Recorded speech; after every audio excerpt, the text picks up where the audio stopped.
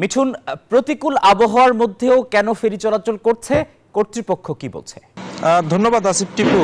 আমি এই মুহূর্তে রয়েছি দেশের অন্যতম নৌরুট দৌলতদিয়া পাটুরিয়ার দৌলতদিয়া প্রান্তে।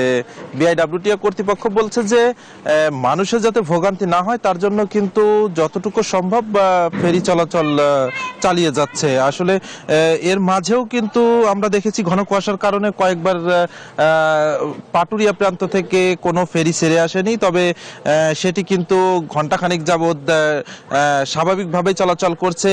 আর এই ফেরিটিও কিন্তু যাত্রী এবং যানবাহনের সংখ্যাও কিন্তু খুব বেশি নয়, কারণ এই শীতের সময়টিতে এই রুটটাতে যাত্রীরা জেনেই থাকেন যে ঘন কুয়াশার কারণে ফেরি চলাচল বন্ধ থাকে, যেটি কিনা গত এক সপ্তাহ যাবৎ কিন্তু একই বিষয়টি আমরা দেখেছি যে ফেরি চলাচল বন্ধের কারণে ফেরি যাত্রী এবং যানবাহন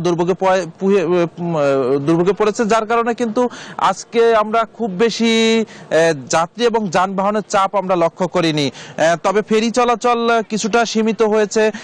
এই রুটে এখন অবধি কিন্তু যাত্রী এবং যানবাহন পারাপারের জন্য মোট 15টি ফেরি চালু রেখেছে বিআইডব্লিউটিএ কর্তৃপক্ষ। আর বিআইডব্লিউটিএ কর্তৃপক্ষ বলছে যে যত দ্রুত সম্ভব বা আসলে এই প্রাকৃতিক সমস্যা কেটে গেলেই মানুষের দুর্ভোগ কমানোর জন্য তারা তাদের সর্বোচ্চ চেষ্টা করে যাচ্ছে। এতটুকুই ছিল আমার কাছে রাজবাড়ী থেকে ফেরি চলাচলের সর্বশেষ তথ্য।